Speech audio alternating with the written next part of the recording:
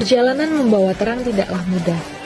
Dalam pendistribusian 1.000 unit genset ke masyarakat terdampak bencana di Sumatera, Kementerian ESDM menghadapi tantangan medan dan cuaca di lapangan. Di Desa Batu Bedulang, Aceh Tamiang, mobil kren yang mengangkut 30 unit genset menuju Kecamatan Simpang Jernih untuk 7 desa harus berhenti akibat jalan berlumpur dan licin, menyebabkan distribusi genset berjalan lambat. Sementara itu, pendistribusian menuju Sikundo juga belum dapat dilakukan. Hujan lebat dan derasnya arus sungai membuat jalur distribusi beresiko tinggi, sehingga pengiriman dihentikan sementara sampai kondisi benar-benar aman, serta untuk memastikan genset tiba dalam kondisi baik dan siap dimanfaatkan.